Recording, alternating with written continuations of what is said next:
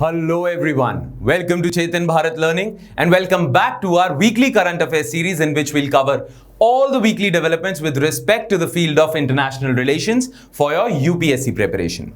Now the IR related current affairs that we are going to cover in this video would be from 5th of August to 11th of August. ठीक है, तो हमेशा की तरह like always without further ado let's begin. But before beginning let's take a look at the sources for our video. Now हमेशा की तरह हम हिंदू के कुछ इंपॉर्टेंट आर्टिकल्स कवर करेंगे, इंडियन एक्सप्रेस के कुछ इंपॉर्टेंट आर्टिकल्स करेंगे, बट इंटरनेशनल रिलेशंस के लिए हम राज्यसभा टीवी का एक जो इंपॉर्टेंट वीकली शो आता है इंडियाज वर्ल्ड, उसके भी कुछ पॉइंट्स को हम कवर करेंगे। और जैसा कि आपने नोटिस करा ही होगा कि अभी रिसेंटली हमारी जो वीडियोस आ रही हैं करंट अफेयर्स की, उसमें यह सोर्स भी बार बार आ रहा है क्योंकि द प्रिंट में बहुत अच्छे कई बार आर्टिकल्स आते हैं जो यूपीएससी प्रिपरेशन के लिए इंपॉर्टेंट हो सकते हैं, तो हम द प्रिंट को भी कवर करेंगे। Alright, now let's take a look at the issues that were dominant and important in this past week. ठीक है, specially with respect to IR issues to be covered. एक, श्रीलंका में अभी इलेक्शंस हुए हैं और जो इलेक्शंस में पार्टी जीत के आई है ना, उसका हिस्टोरिकली ये माना गया है कि उसका प्रो चाइना स्टैंड रहा है हमेशा। सो ये जो श्रीलंका में इलेक्शंस हुए हैं, इसका इंडिया श्रीलंका रिलेशंस पे क्या इंपैक्ट होगा, future course of India Sri Lanka relations, वो देखेंगे हम। देन इंडिया यूएस रिलेशन से रिलेटेड कुछ आर्टिकल्स आए हैं और इंडिया यूएस और overall geopolitical including China factor, वो सारी चीजें हम आज डिस्कस करेंगे कि इंडिया यूएस रिलेशंस में चाइना का क्या टॉपिक है, क्या डिस्कशन हो रही है दोनों के बीच में, वो देखेंगे। फिर the recent issues between India and Pakistan. अभी आपने देखा होगा पाकिस्तान ने एक नया मैप रिलीज करा है जिसमें पाकिस्तान ने कश्मीर को अपना पार्ट दिखाया है, जूनागढ़ तक भी क्लेम लगा दिया, गुजरात में जो जूनागढ़ वाला रीजन है। ठीक है, तो इसीलिए ये इशू भी हम देखेंगे इंडिया पाकिस्तान का। फिर हम देखेंगे risks associated with nuclear proliferation. बहुत सारी कंट्रीज के पास न्यूक्लियर वेपन्स हैं, अब न्यूक्लियर वेपन्स से के साथ साथ क्या क्या रिस्क्स एसोसिएटेड है उस पे कई आर्टिकल्स आए हैं और हिरोशिमा नागासाकी को भी याद करते हुए इन्होंने इन आर्टिकल्स को डिस्कस करा है, तो हम न्यूक्लियर प्रोलिफरेशन रिलेटेड जो आर्टिकल्स हैं उनको भी डिस्कस करेंगे। ऑलराइट, तो अब हम स्टार्ट करते हैं हमारा जो पहला इशू है which is future course of India Sri Lanka relations. Alright, so let's begin. तो अब हम आ जाते हैं इंडिया श्रीलंका रिलेशंस पे। नाउ इंडिया श्रीलंका रिलेशंस पे से रिलेटेड ना 3 मेजर आर्टिकल्स आए हैं इस हफ्ते, 2 इंडियन एक्सप्रेस में आए हैं और एक द हिंदू में आए हैं। नाउ हम इन तीनों आर्टिकल्स का एनालिसिस करेंगे plus overall India Sri Lanka relations को ब्रॉड टर्म्स में देखेंगे। ठीक है, हुआ क्या है अभी रिसेंटली इंडिया श्रीलंका में ना पार्लियामेंट्री इलेक्शंस हुए हैं और पार्लियामेंट्री इलेक्शंस में ना एक पार्टी है जिसका नाम है SLPP, उसके लीडर है महिंद राजपक्षा। महिंद राजपक्षा 2005 से लेकर 2015 तक श्रीलंका के प्रेसिडेंट रह चुके हैं। ठीक है, नाउ इस इलेक्शंस में ये जो पार्लियामेंट्री इलेक्शंस हुए हैं अभी रिसेंटली 2020 में, उसमें महिंद राजपक्षा की पार्टी SLPP को डिसाइसिव विक्ट्री हासिल हुई है, नियर 2/3 मेजॉरिटी लेके आए हैं, 2/3 नहीं but near 2/3 majority. Now Mahind Rajapaksa की इस विक्ट्री से इंडिया श्रीलंका रिलेशंस पे क्या नुकसान हो सकता है वो समझने के लिए ना आपको थोड़ा सा श्रीलंका का बैकग्राउंड समझना पड़ेगा, इंडिया श्रीलंका के बीच में प्रॉब्लम क्या चल रही है वो ब्रीफली समझनी पड़ेगी। ऑलराइट, तो वो देखते हैं फटाफट से। नाउ आ जाते हैं हम उस टाइम पे जब ना ब्रिटेन राज कर रहा था इंडिया और श्रीलंका दोनों में। ना श्रीलंका का उस समय नाम था सिलोन। ठीक है, नाउ श्रीलंका अगर ऐसे है तो ब्रिटेन के लिए ना, जैसे मान लो ये श्रीलंका और इसके ऊपर इंडिया है। ठीक है, ना श्रीलंका ना ब्रिटेन के लिए इंपॉर्टेंट पता क्यों था, श्रीलंका ने ब्रिटेन में ना बहुत सारी टी प्लांटेशंस लगाई हुई थी, टी प्लांटेशंस थी, टी बहुत उगाते थे ब्रिटेन वाले यहां पे श्रीलंका से।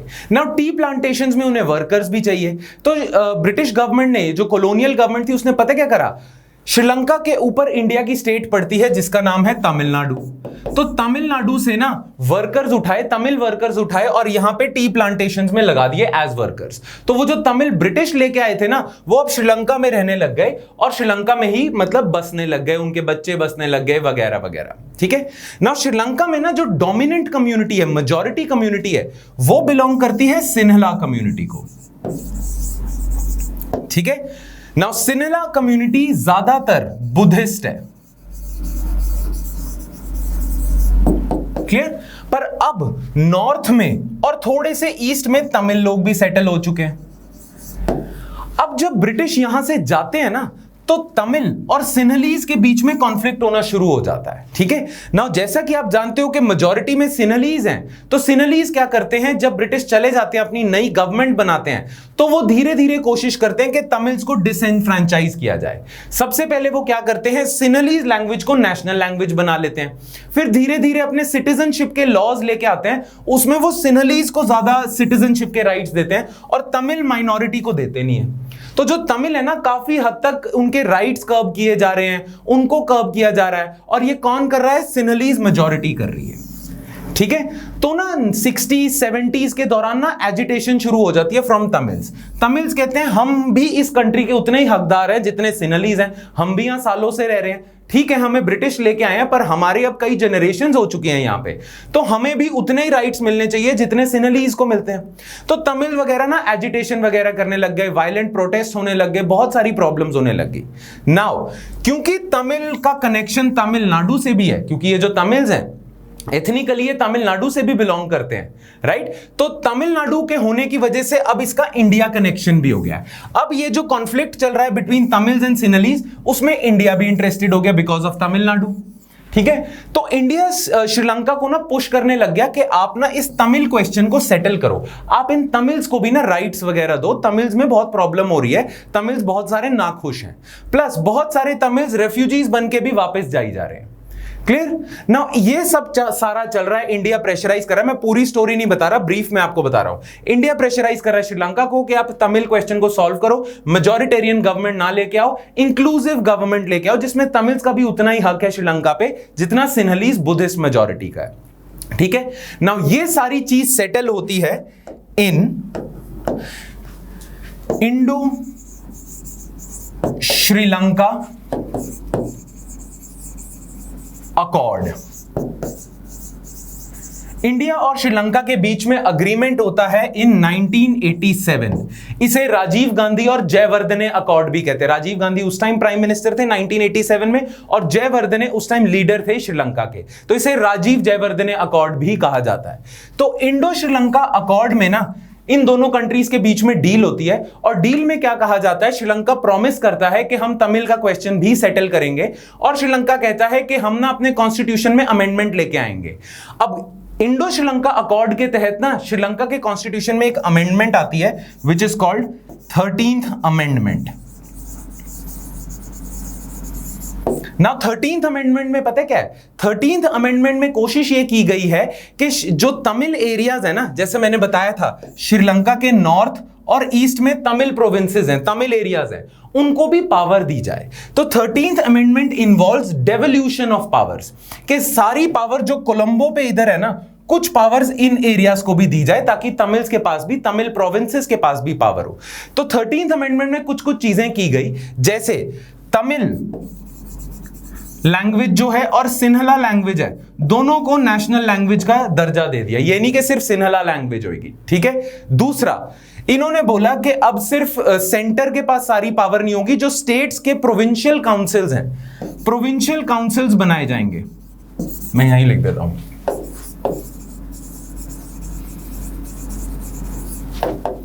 प्रोविंशियल काउंसिल, जैसे हमारे यहाँ पे विधानसभा होती है ना, स्टेट, पंजाब विधानसभा, हरियाणा विधानसभा, वैसे ही श्रीलंका के जो प्रोविंसेस हैं उनमें प्रोविंशियल काउंसिल्स बनाई जाए और उन प्रोविंशियल काउंसिल्स को पावर्स डिवॉल्व की जाए।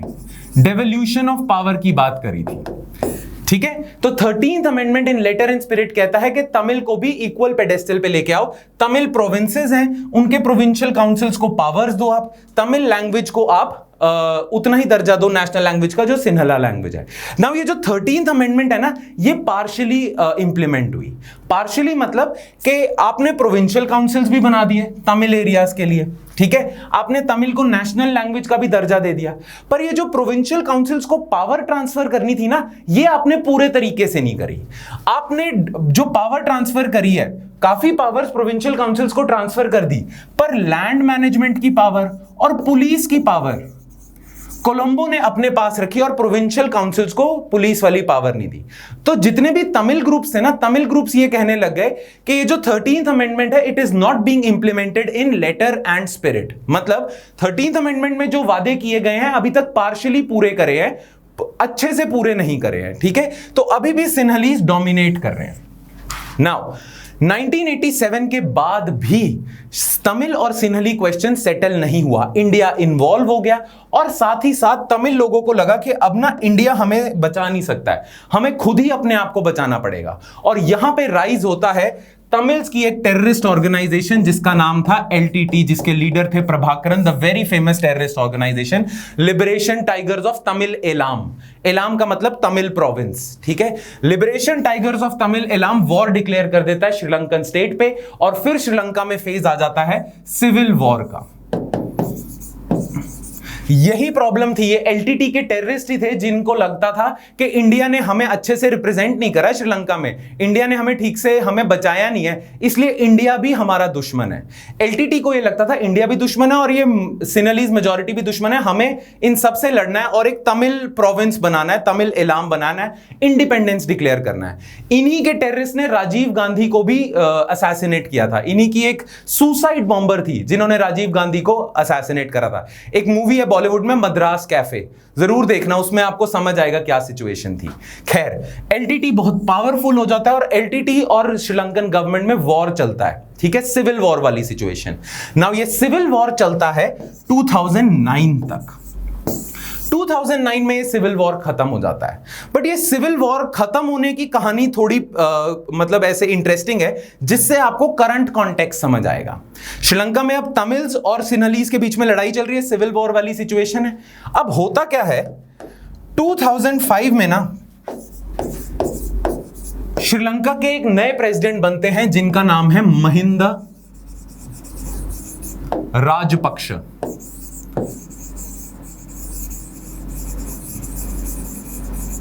नाउ ये जो महिंदा राजपक्ष है ना, ये प्रेसिडेंट बनते हैं और इन्होंने प्रॉमिस करा होता है कि मैं ये जो एलटीटी है इसे आयरन हैंड से डील करूंगा, इनको उड़ा के फेंकूंगा, इनसे वॉर जीत के दिखाऊंगा। अच्छा, महिंदा राजपक्षा को ना सपोर्ट आता था सिन्हलीज जो मेजॉरिटी है ना, जो मेजॉरिटेरियन है सिन्हलीज, जो काफी ज्यादा एंटी तमिल सिन्हलीज मेजॉरिटी है, उनकी तरफ से सपोर्ट आया था महिंदा राजपक्षा। और महिंदा राजपक्षा उसी मेजॉरिटेरियन सिन्हलीज कम्युनिटी, सिन्हलीज बुद्धिस्ट कम्युनिटी को बिलोंग करते थे ना। इन्होंने प्रॉमिस करा था अपने इलेक्टोरेट को कि मैं इनको उखाड़ के फेंकूंगा एलटीटी वालों को और सिविल वॉर जीत के दिखाऊंगा। नाउ इस फेज से 2005 के फेज से जो श्रीलंकन मिलिट्री है, श्रीलंकन आर्मी है अंडर महिंदा राजपक्षा, काफी ज्यादा अग्रेसिव हो जाती है, बहुत ही ज्यादा अग्रेसिव हो जाती है। कहा यह जाता है कि श्रीलंकन जो आर्मी है उसने भी क्राइम्स अगेंस्ट ह्यूमैनिटी करे हैं। जो प्रिजनर्स ऑफ वॉर थे उन्हें टॉर्चर करते थे, काफी ही ब्रूटल तरीके से अब इन्होंने वॉर लड़ना शुरू कर दिया अगेंस्ट एलटीटी, ठीक है। और बिकॉज ये बहुत ज्यादा ब्रूटल हो गए थे, फाइनली 4 साल के अंदर इन्होंने एलटीटी को हरा दिया। फाइनल एलटीटी को कैसे हराया, एलटीटी के जो लीडर थे प्रभाकरन, उनको असैसिनेट कर देते हैं और फाइनली एलटीटी को हरा दिया जाता है महिंदा राजपक्षा की रिजीम में। अच्छा, महिंदा राजपक्षा की रिजीम में उनके जो डिफेंस सेक्रेटरी थे ना, डिफेंस सेक्रेटरी, वो उन्हीं के भाई थे जिनका नाम है गोटबया राजपक्षा। गोटबया राजपक्षा इन्हीं के भाई। कहा यह जाता है ये तो बहुत ही ब्रूटल तरीके से एलटीटी पे अटैक कर रहे थे और इसी वजह से एलटीटी से 2009 में सिविल वॉर जीत जाते हैं और सारा सिस्टम सेट हो जाता है।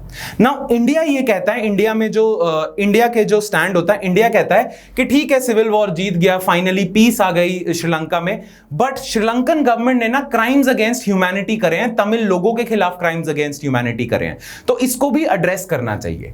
अब इसी वजह से ना श्रीलंकन गवर्नमेंट पे इन्वेस्टिगेशन लॉन्च हो जाती है by United Nation human rights council. Now United Nation human rights council की रिपोर्ट आती है 2015 में और 2015 में United Nation human rights council की रिपोर्ट कहती है कि हां, श्रीलंकन आर्मी और एलटीटी दोनों ने बहुत ही ब्रूटल टॉर्चर और क्राइम अगेंस्ट ह्यूमैनिटी करे हैं, बहुत ही बुरे तरीके से वॉर लड़ा इन्होंने, ठीक है। अब ये लोग कहते हैं कि जो भी डिस्ट्रक्शन हुई है नॉर्थ और ईस्ट प्रोविंसेस ऑफ श्रीलंका में, उस डिस्ट्रक्शन को रिजॉल्व किया जाए, जो भी लोग डिस्प्लेस हो गए हैं बेचारे उनको रिहैबिलिटेट किया जाए और जो फाइनली बेचारे तमिल लोग हैं उस एरिया में जहां वॉर चल रहा था उन्हें फाइनली रिहैबिलिटेट किया जाए, उन्हें सेट किया जाए, सारा सिस्टम सेट किया जाए, ठीक है। तो ये ह्यूमन राइट्स काउंसिल अपनी ना एक रेजोल्यूशन निकालता है जिसका नाम है 31 रेजोल्यूशन। उसमें कुछ रिकमेंडेशंस दी होती हैं श्रीलंकन गवर्नमेंट के लिए कि श्रीलंकन गवर्नमेंट इन रिकमेंडेशंस का पालन करे और ये जो तमिल डिस्प्लेस लोग हैं, जो बेचारे तमिल जिनको उजड़ गए हैं, उनको रिहैबिलिटेट करे। फाइनली अब आप वॉर जीत चुके हो। नाउ इस समय एक और डेवलपमेंट हो जाती है। इस समय महिंद राजपक्षा 2015 में महिंद राजपक्षा की सरकार गिर जाती है और महिंद राजपक्षा को ओपोज करने और महिंद राजपक्षा को के खिलाफ एक और इंसान इलेक्शन लड़ते हैं जिनका नाम होता है माथ्रीपल सिरिसेना।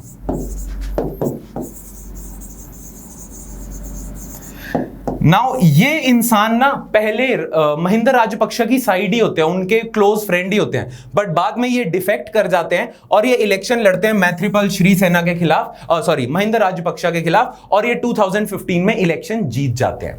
अच्छा, ये इलेक्शन क्यों जीतते हैं? क्योंकि इनको सपोर्ट आता है तमिलनाडु कह रहा हूं, श्रीलंका की लार्जेस्ट पार्टी जिसका नाम है यूएनपी, यूनाइटेड नेशनल पार्टी, उसकी तरफ से सपोर्ट आता है इन्हें, इसलिए ये इलेक्शन जीत जाते हैं।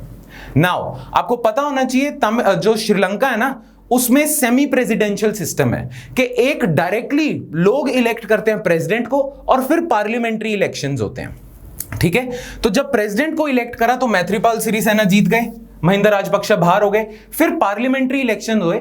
पार्लियामेंट्री इलेक्शंस में यूएनपी की डिसाइसिव मेजॉरिटी आई और यूएनपी के लीडर थे रनिल विक्रमासिंघे। ठीक है, ये पीएम बन गए। नाउ इन दोनों लोगों की कोलिशन ने फिर श्रीलंका पे राज करा from 2015 to 2020।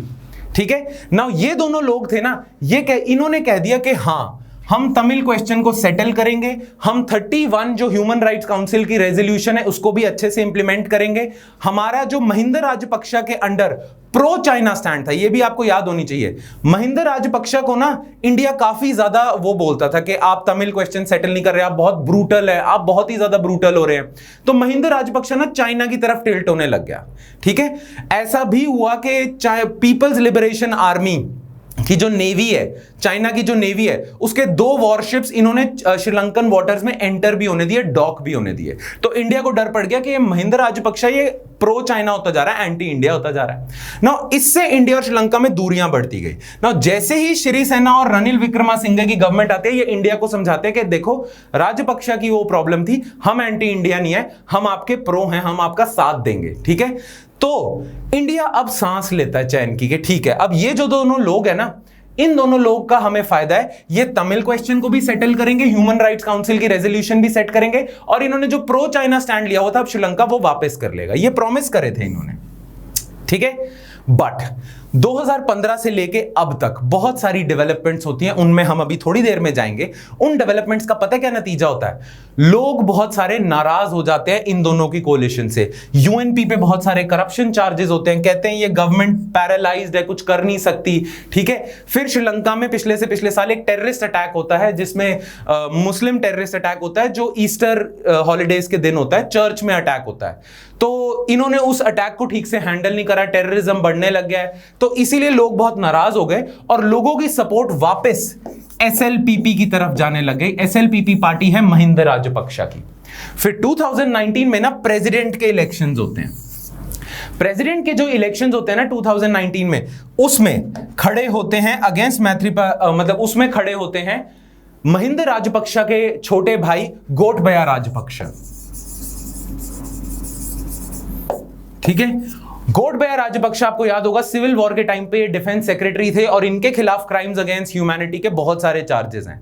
Gotabaya Rajapaksa presidential elections जीत जाते हैं। ठीक है, तो अब श्रीलंका के नए प्रेसिडेंट हैं गोटबया राजपक्षा। फिर भी अभी भी लोगों को लगता है चलिए प्रेसिडेंट है, श्रीलंका में प्रेसिडेंट प्राइम मिनिस्टर के साथ पावर शेयर करता है। पार्लियामेंट्री इलेक्शन तक की वेट करते हैं, देखते हैं क्या होता है। नाउ जब पार्लियामेंट्री इलेक्शंस हुए तो पार्लियामेंट्री इलेक्शंस में इनकी पार्टी जीत गई, जिसके लीडर हैं इन्हीं के बड़े भाई महिंद राजपक्षा। तो अब सिचुएशन पता क्या हो गया है? प्रेसिडेंट है गोटबया राजपक्षा और महिंद राजपक्षा प्राइम मिनिस्टर है और उनकी कैबिनेट भी एसएलपीपी की है। तो राजपक्षा ब्रदर्स ने अपनी श्रीलंकन कंट्री पे पूरी अपनी पकड़ बना ली है। और इनकी हिस्ट्री क्या है? ये इनके जो पॉलिसीज रही हैं वो प्रो तमिल नहीं रही हैं, तो इंडिया को प्रॉब्लम है इस चीज से। दूसरा, ये प्रो चाइना रहे हैं तो इंडिया को प्रॉब्लम है इससे। राइट इसीलिए इंडिया डरा बैठा है, डरा तो नहीं बैठा, but India is looking at these developments with concern कि what is happening over here. Now India is making overtures to president Gotabaya and Mahinda के यार हम आपके साथ काम करेंगे, प्रो चाइना स्टैंड ना लो, इंडिया के साथ भी रिलेशंस बना के रखो. और इन दोनों ने अभी तक तो यही कहा है कि हम न्यूट्रल रहेंगे, हम एंटी इंडिया नहीं है. खैर इन्होंने जो पॉलिसीज करी है ना, गोटबाया राजपक्षा ने अभी तक जो पॉलिसीज अपनाई हैं उसमें प्रो चाइना स्टैंड और एंटी चाइना स्टैंड आपको दिखता है, वो अब हम अभी देखेंगे. क्लियर? तो ये बैकग्राउंड है जो आपको पता होना चाहिए. ठीक है, अब हम आ जाते हैं न्यूज क्या थी, इलेक्शंस में क्या हुआ है. The Sri Lankan Podujana Perumana SLPP has recorded a massive victory with 145 seats. 225 seats होती हैं श्रीलंकन पार्लियामेंट में. Just 5 seats short of 2/3 majority in the parliamentary elections held this week. This victory of Mahinda Rajapaksa came 9 months after Gotabaya Rajapaksa won the presidential elections. ठीक है? Maximum setback was suffered by United National Party led by former Prime Minister Ranil Wickremesinghe. Ranil की जो party थी ना वो dominant party थी श्रीलंका में. SLPP तो कुछ भी नहीं थी. रनिल की पार्टी थी यूएनपी जो कई सालों से श्रीलंका में डोमिनेंट पार्टी थी. इनकी पार्टी को मैक्सिमम सेटबैक हुआ है, जैसे कांग्रेस के साथ हुआ है ना अभी रिसेंटली इंडिया में, वैसे ही समझ लो यूएनपी बड़ी पार्टी थी, कांग्रेस जैसी बड़ी पार्टी, उसको बहुत गंदा सेटबैक मिला है. द तमिल नेशनल अलायंस, अच्छा जो तमिल प्रोविंसेस है नॉर्थ और ईस्ट मैंने अभी बताया, वहां तमिल लोगों को रिप्रेजेंट करने के लिए एक पार्टी थी तमिल नेशनल अलायंस. उसने भी इलेक्शंस में कुछ अच्छा परफॉर्म नहीं करा है. Which used to enjoy a huge mandate in Tamil minority areas also faced a setback with just 10 seats. ठीक है, the two dynastic political parties that shaped the destiny of Sri Lanka through the last century, जो दो major parties थी श्रीलंका को जो dominate करी थी, वो थी एक श्रीलंका फ्रीडम पार्टी और यूनाइटेड नेशनल पार्टी. दोनों का डिक्लाइन हुआ है बुरा, और राइज किसका हुआ है? एसएलपी का, राजपक्षा ब्रदर्स का राइज हुआ है. इन्होंने अब दिखाया और इन्होंने पूरा कंट्रोल जमा लिया अब श्रीलंका पे. Make sense? ठीक है, तो ये आपकी न्यूज है. अब ना थोड़ा सा आइडिया हम ब्रीफ में लगा लेते हैं कि श्रीलंका में पॉलिटिकल सिस्टम कैसा है. इससे आपको आइडिया लगेगा कि जो प्रेसिडेंट और इनकी पावर्स हैं, प्राइम मिनिस्टर की पावर्स हैं, इनमें क्या क्या फर्क है. इंडिया में तो क्या सिस्टम है, इंडिया में जो प्रेसिडेंट है उसका इलेक्शंस भी डायरेक्ट नहीं होते, इनडायरेक्ट होते हैं. और इंडिया में जो प्रेसिडेंट है उसके पास खास पावर नहीं है. इंडिया का president is bound by the aid and advice of council of ministers, cabinet. But Sri Lanka में प्रेसिडेंट के पास भी पावर है और प्राइम मिनिस्टर के साथ भी वो पावर शेयर करता है. ठीक है, चलो ये देख लेते हैं, बैकग्राउंड देख लेते हैं.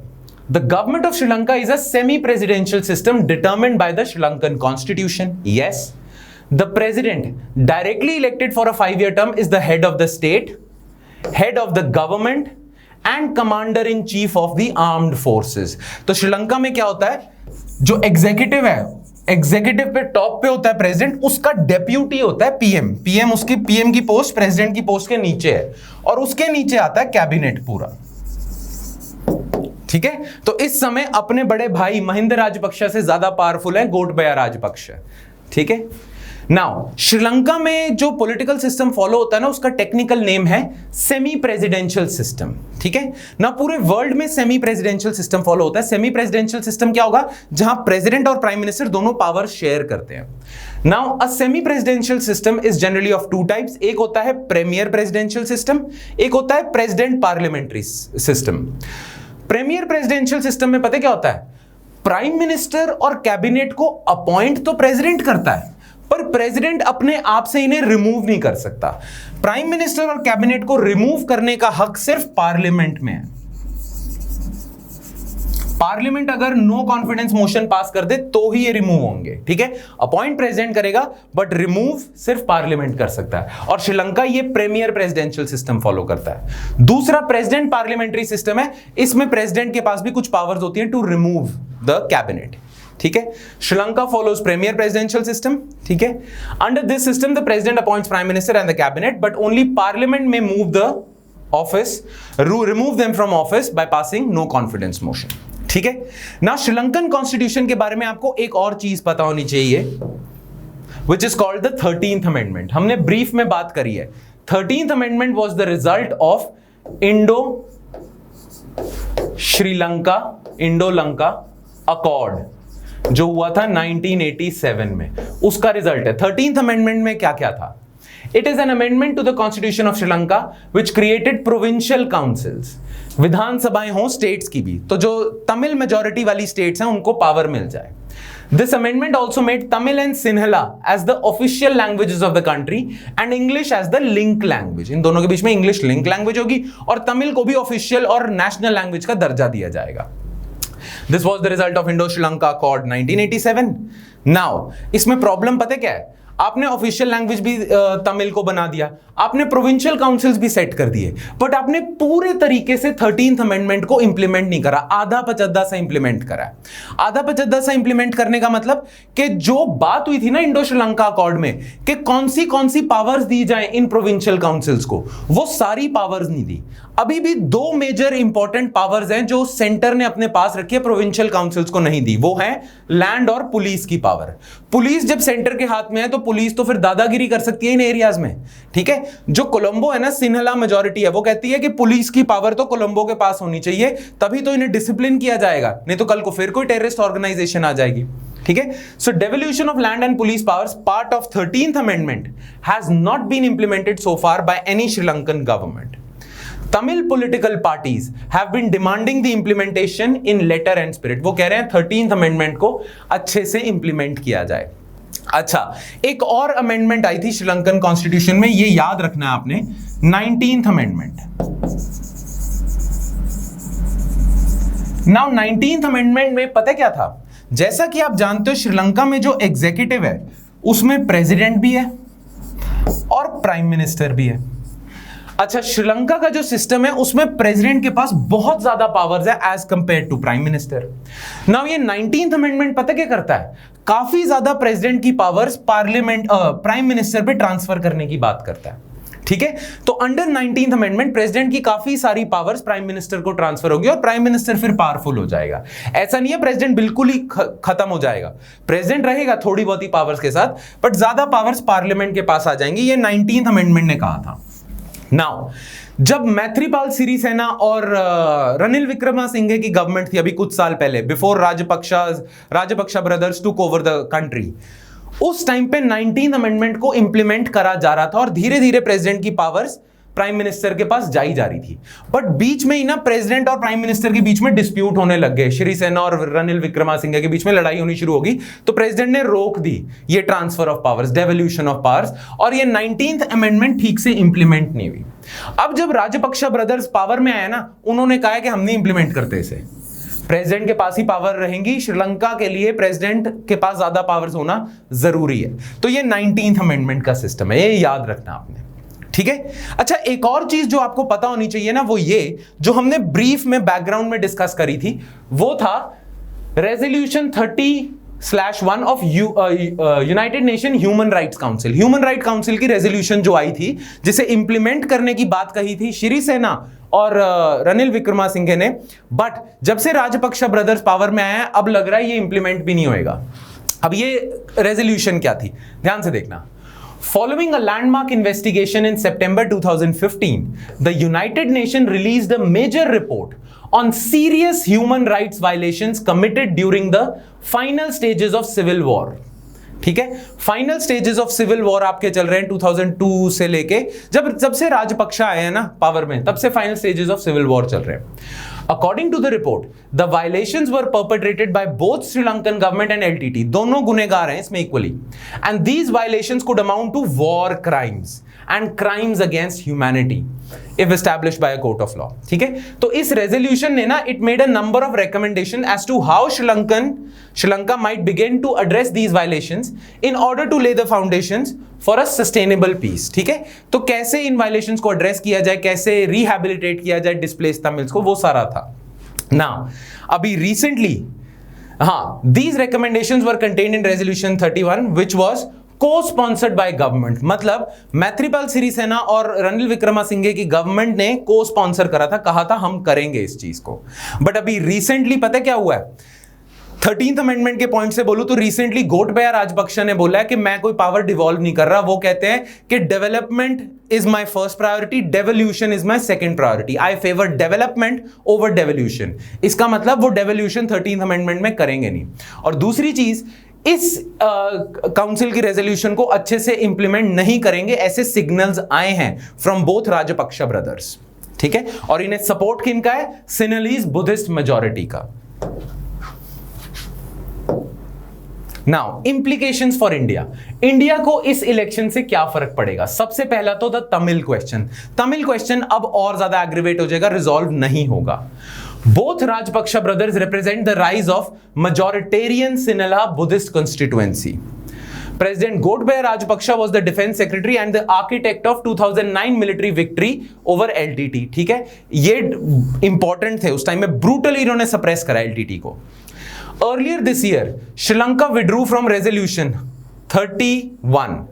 गोटबाया राजपक्षा जैसी पावर में आते हैं, आपको पता होगा श्री सेना के टाइम पे श्रीलंकन गवर्नमेंट ने को स्पॉन्सर करा था ये United Nation human rights resolution. जैसे ही गोटबाया राजपक्षा वापस आते हैं, वो विड्रॉ कर लेते हैं इस रेजोल्यूशन से, कहते हैं हम नहीं मानते, of the UN Human Rights Council, under which it had committed to fix accountability for war crimes and provide justice and reparations to the Tamil minority. The implementation of 13th Amendment to the Constitution is also under threat, as President Gotabaya has publicly said that he favors development over devolution। इन्होंने clearly कह दिया। तो Tamil question खराब होता है। एक, इन्होंने गोटबाया राजपक्षा ने रेजोल्यूशन 31 से विड्रॉ कर दिया। दूसरा, 13th अमेंडमेंट को अब वो इंप्लीमेंट नहीं करेंगे। उन्होंने ऐसे सिग्नल दिए, इंप्लिसिट अजम्पशंस दिखाई हैं, ठीक है। तो एक तो इस वजह से प्रॉब्लम है।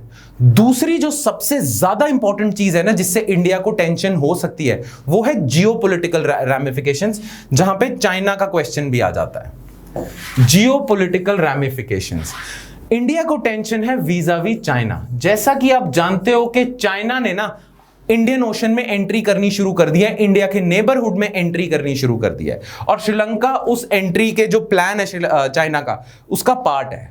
अब जियोपॉलिटिकल रैमिफिकेशंस को समझने के लिए ना एक बार ये देखना, ये मैप, ये श्रीलंका का मैप है। अब श्रीलंका ने ना महिंदा राजपक्षा के टाइम पे एक पोर्ट है यहां पे, जिसका नाम है हम्बनटोटा, इस साइड पे है।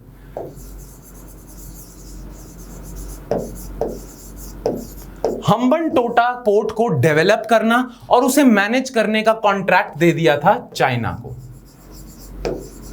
अब यहां पे चाइनीज प्रेजेंस बढ़ जाएगी और इंडिया को टेंशन होगी कि बिल्कुल इंडिया के पास चाइनीज प्रेजेंस बढ़ जाएगी। Remember string of pearls theory, कि चाइना इंडिया को सराउंड कर रहा है उसके नेबरहुड में, जगह जगह पे इंडिया के आसपास के एरियाज में पोर्ट्स डेवलप कर रहा है और अपनी प्रेजेंस बढ़ा रहा है। तो महिंदा राजपक्षा के टाइम पे हम्बनटोटा पोर्ट का कॉन्ट्रैक्ट मिल जाता है चाइना को, ठीक है। दूसरी चीज पता क्या होती है, महिंदा राजपक्षा के टाइम पे ना इंडिया को बहुत ज्यादा गुस्सा आया था एक टाइम पे।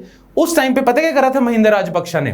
पीपल्स लिबरेशन आर्मी, जो चाइना की आर्मी है, उसका जो नेवल रेजिमेंट है, नेवी है, जो PLA की नेवी, उसके 2 वॉरशिप्स आके श्रीलंका में डॉक कर जाते हैं। तो चाइनीज नेवी के 2 वॉरशिप्स बिल्कुल इंडियन ओशन में आके बैठ जाएं और श्रीलंका उन्हें सपोर्ट कर रहा हो, इससे इंडिया को गुस्सा नहीं आएगा। तो इसीलिए इंडिया जानता है कि महिंदा राजपक्षा, ये जो राजपक्षा ब्रदर्स हैं, ये एंटी इंडिया स्टैंड रखते हैं। जब महिंदा राजपक्षा थे तो 2 PLA नेवी के वॉरशिप्स आके डॉक कर गए थे श्रीलंका में, इंडिया को बहुत गुस्सा आया था, ठीक है। खैर, वो इशू भी रिजॉल्व हो गया था। फिर पता क्या हुआ, फिर महिंदा राजपक्षा वापस चले जाते हैं और उनकी जगह आते हैं रनिल विक्रमासिंघे और मैत्रीपाल सिरिसेना। ना मैत्रीपाल सिरिसेना आके थोड़ा डैमेज कंट्रोल कहते हैं, वो कहते हैं इंडिया इतना नाराज ना हो, हम क्या करते हैं, हम सिर्फ चाइना को ही नहीं देते ये पोर्ट बनाने का, हम आपको भी एक पोर्ट बनाने का कॉन्ट्रैक्ट दे देते हैं, ठीक है। तो ये जो कोलंबो है ना, कोलंबो का ना एक एरिया है, पोर्ट का एरिया, जिसे हम कहते हैं east container terminal.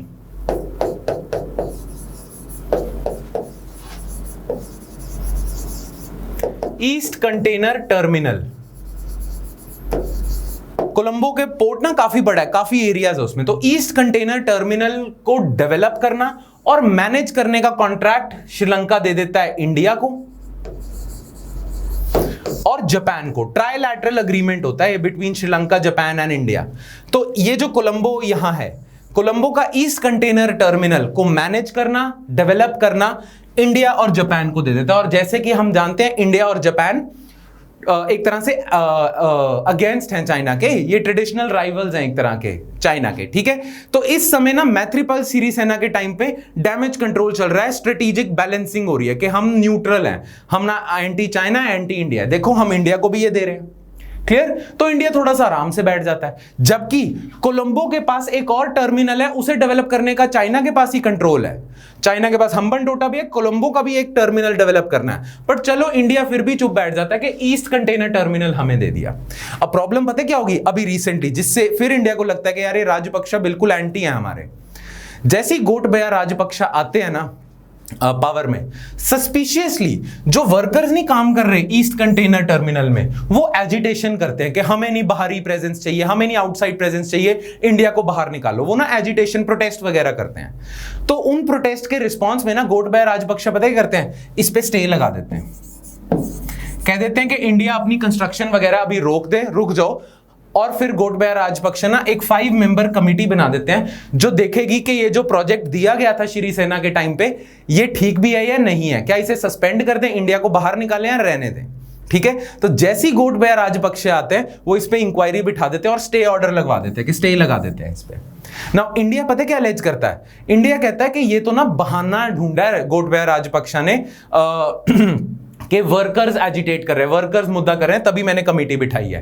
Actually China ने पुश करा है गोटबाया राजपक्षा को, और राजपक्षा ब्रदर्स दोनों चाइना की साइड पे हैं।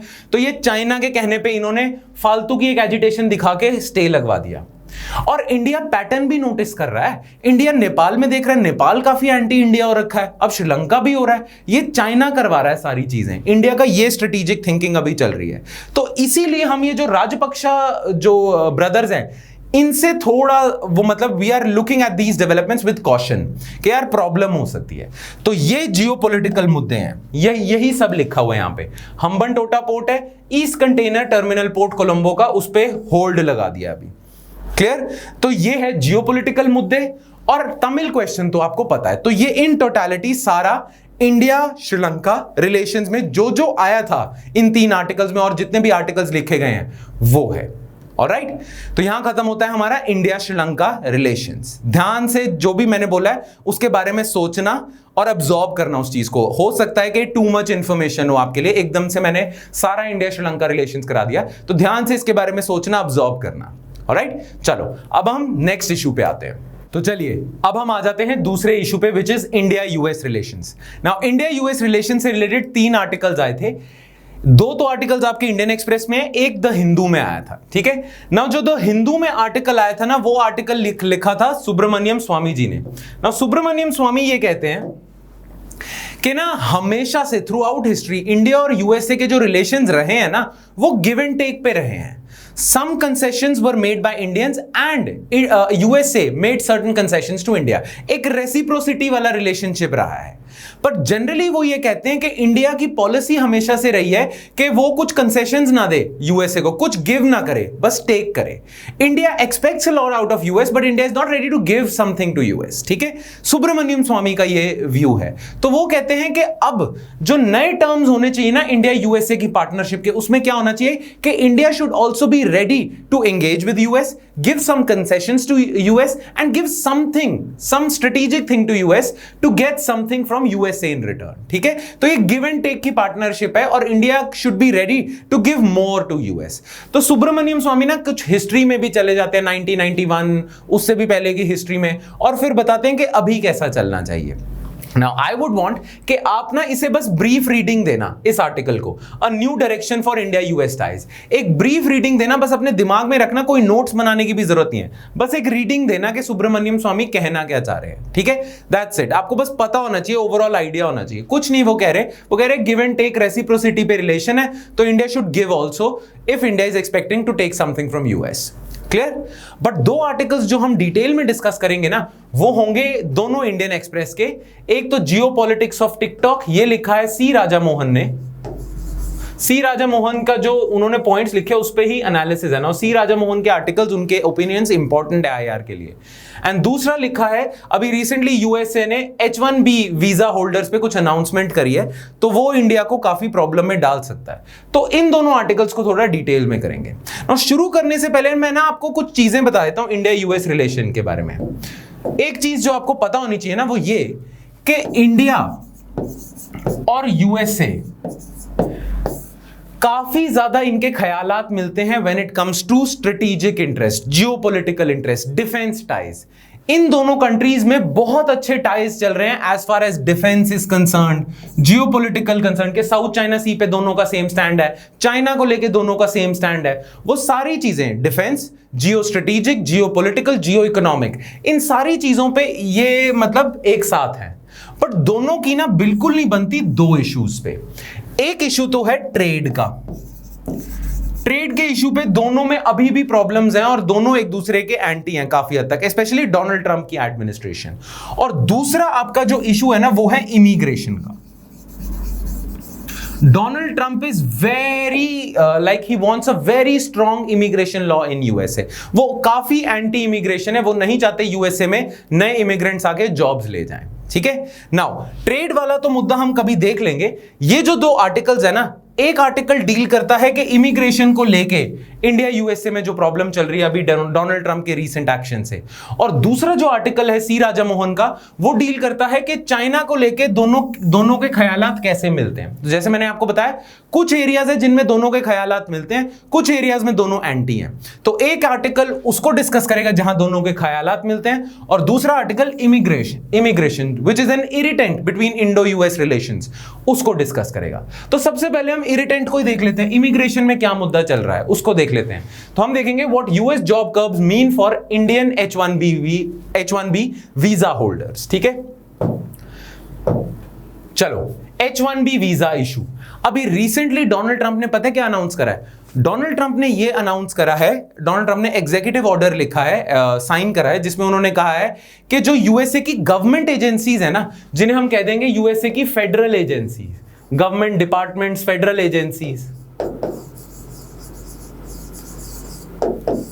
ये ना जो वर्कर्स हायर करती थी अभी तक, जनरली ये ना H1B वीजा होल्डर्स को भी एज वर्कर्स हायर कर लेती थी। जो यूएसए के गवर्नमेंट डिपार्टमेंट से फेडरल एजेंसीज थी, ये अपनी कॉस्ट कम करने के लिए जो इमिग्रेंट्स होते थे ना जनरली इंडिया और चाइना से, उनको एज वर्कर्स हायर कर लेती थी ना। उन इंडियन और चाइनीज वर्कर्स को मिलता था H1B वीजा, और ये जो इंडियन और चाइनीज वर्कर्स होते थे कम पैसे में भी काम करने को तैयार होते थे। तो इससे ना इन फेडरल एजेंसीज की कॉस्ट कम हो जाती थी, लेबर कॉस्ट कम हो जाती थी, राइट। अब डोनाल्ड ट्रंप ने ये कह दिया कि जितनी भी फेडरल एजेंसीज हैं वो अमेरिकन लोगों को ही हायर करें, ये जो इमिग्रेंट H1B वीजा होल्डर्स हैं इनको हायर ना करें। नाउ इससे क्या प्रॉब्लम हो सकती है बिटवीन इंडिया एंड यूएसए, वो देखते हैं। ठीक है, US president Donald Trump signed an executive order barring federal agencies from hiring H1B visa holders, ठीक है, जो इमिग्रेंट्स है जिनके पास ये वीजा है, and other foreign workers in place of US citizen और ग्रीन कार्ड होल्डर्स। तो डोनाल्ड ट्रंप ने कहा है जो यूएसए के सिटीजन है या ग्रीन कार्ड होल्डर्स हैं, सिर्फ उन्हीं को फेडरल एजेंसीज में जॉब दी जाए, H1B वीजा होल्डर्स को ना दी जाए। ठीक है, नाउ रफली 3% of H1B visas are granted to workers employed by federal agencies. अभी पता क्या है, यूएसए गवर्नमेंट ना बहुत सारे H1B visas इशू करती है। ज्यादातर जो वीजाज इशू होते हैं ना, जिन लोगों को H1B वीजा इशू होते हैं, ज्यादातर वो लोग ना प्राइवेट कंपनीज में काम करते हैं। बट 3% ऐसे भी H1B वीजा होल्डर्स हैं जो यूएसए की फेडरल एजेंसीज में भी काम करते हैं। ठीक है, federal agencies in USA higher a large number of foreign workers or outsource their back-end database updation and other jobs to BPO firms around the world. BPO मतलब business processing firms जो होती हैं, business process outsourcing। ठीक है, तो ये federal agency generally पता है क्या करते हैं, इन्हें अगर कॉल सेंटर का काम अपना देखना है, डेटा एंट्री का काम देखना है, ये जो नॉर्मल काम होता है ना, ये ना आईटी कंपनीज को दे देती हैं कि जो बैक एंड डेटा अपडेशन का काम है, ये सारा जो डेटा मैनेजमेंट का काम है, ये अपनी कॉस्ट कम करने के लिए ना इंडिया से आई हुई आईटी कंपनीज को दे देती हैं, जैसे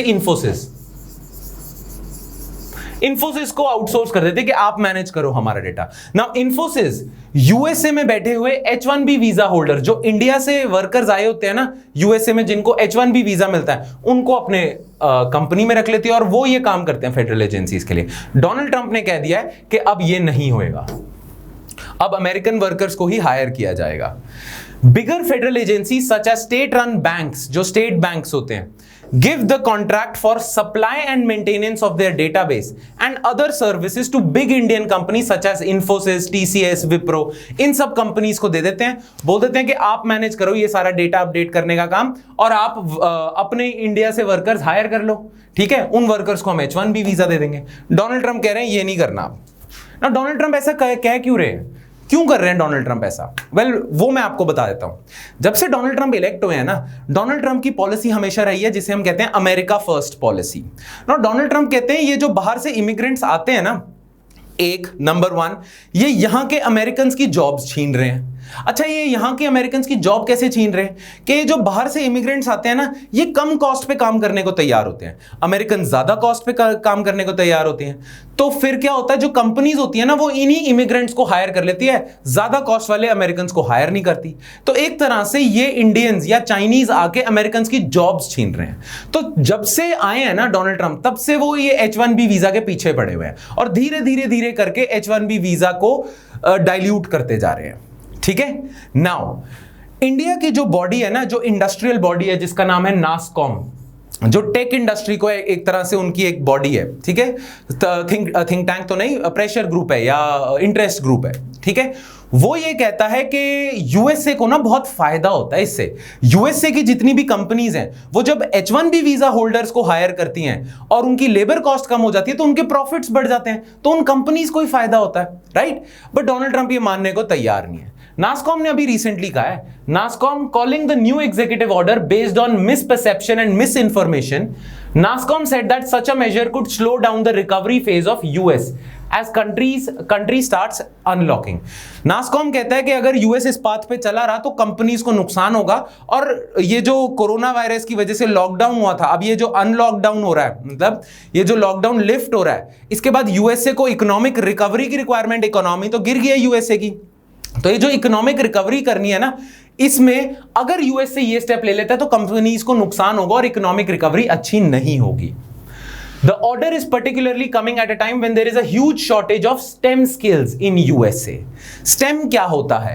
STEM, नासकॉम कह रहा है कि यूएसए में ना STEM skills की शॉर्टेज है। What do you mean by STEM? S stands for science, T stands for technology, E stands for engineering and M stands for maths. तो यूएसए में जो अमेरिकन सिटीजन्स है ना, अमेरिकन सिटीजन्स में stem skills की shortage है। America में कम science background के लोग हैं, टेक्निकल बैकग्राउंड के लोग हैं, इंजीनियर्स कम है, मैथमेटिशियंस कम है, तो यूएसए में स्टेम स्किल्स कम है ना। यूएसए की जो कंपनीज हैं उन्हें तो वर्कर्स चाहिए जो स्टेम स्किल्स में प्रोफिशिएंट हो। अब उन्हें ये वर्कर्स मिलते हैं इंडिया और चाइना से, राइट? और अभी पर्टिकुलरली स्टेम स्किल्स की शॉर्टेज चल रही है, तो यूएस कंपनीज को ही नुकसान होगा, नासकॉम कहता है। आप अच्छे टैलेंटेड वर्कर्स इंडिया और चाइना से आने ही नहीं दे रहे, राइट? ठीक है, huge shortage of STEM skills in US that workers on short term non immigrant visa like H1B और L1 हेल्प ब्रिज, ठीक है? अच्छा, what led to the order? क्यों डोनाल्ड ट्रंप ने एकदम से ऑर्डर लिया? नाउ एक ना फेडरल एजेंसी है, गवर्नमेंट एजेंसी है जिसका नाम है Tennessee Valley authority. Now Tennessee Valley authority ने रूलिंग निकाली थी कि हम 20% हमारी जो जॉब्स है ना वो फॉरेन कंट्री के इमिग्रेंट्स को देंगे। उन्होंने अनाउंस कर दिया था टेनेसी वैली अथॉरिटी ने। नाउ इस बात पे व्हाइट हाउस चिढ़ गया था और तभी व्हाइट हाउस ने एग्जीक्यूटिव ऑर्डर पास करा। This action the White House said could result in loss of jobs for up to 200 highly skilled American tech workers in Tennessee. White House कहता है 200 American के लिए जो जॉब हो सकती थी ना टेनेसी में, वो जाएंगी अब इससे, अब इंडियंस और चाइनीज ले जाएंगे। प्लस व्हाइट हाउस पता है क्या कहता है, ये जो गवर्नमेंट एजेंसीज का डेटा मैनेज कर रहे हैं ना इंडियंस और चाइनीज, ना गवर्नमेंट एजेंसीज का अगर ये डेटा मैनेज करें तो ये डेटा लीक भी तो कर सकते हैं। गवर्नमेंट का सेंसिटिव डेटा भी तो ये वापस चाइना या इंडिया लेके जा सकते हैं। तो इसलिए नेशनल सिक्योरिटी के पॉइंट ऑफ व्यू से भी हम चाहेंगे कि only American should work in federal agency. अब हम आ जाते हैं सी राजामोहन का आर्टिकल, जिन्होंने टिकटॉक के जियोपॉलिटिकल रैमिफिकेशंस को डिस्कस करा है। उन्होंने कहा है कि ये जो टिकटॉक पे एक्शंस ले रहा है इंडिया और यूएसए, इसके जियोपॉलिटिकल रैमिफिकेशंस भी हैं, दोनों कंट्रीज के ख्यालात मिलते हैं। अब कैसे, ध्यान से सुनना ना। टिकटॉक कंपनी जो है ना, जो टिकटॉक ऐप थी, आपको पता ही था, उसके ओनर थे ByteDance company. ByteDance एक कंपनी थी जिसकी ऐप थी टिकटॉक, ठीक है। नाउ इंडिया ने क्या करा था अभी रिसेंटली, कई चाइनीज ऐप्स जिसमें से टिकटॉक भी एक ऐप थी, उसे बैन कर दिया। नाउ यूएसए ने अभी तक बैन नहीं करा, बट अब यूएसए भी ऐसी अनाउंसमेंट्स कर रहा है जिससे वो टिकटॉक के अगेंस्ट जाएगा और चाइनीज एप्स के अगेंस्ट जाएगा। नाउ सी राजा मोहन ये कहते हैं कि जैसे कि इंडिया ने टिकटॉक के अगेंस्ट एक्शंस लिया है, चाइनीज एप्स के अगेंस्ट एक्शन लिया है, वैसे ही अब यूएसए भी एक्शंस लेने को तैयार है। नाउ इसके लिए ना एक पर्टिकुलर टर्म यूज किया जाता है कि India and USA are deciding to digitally decouple from China. Digital decoupling हो रही है।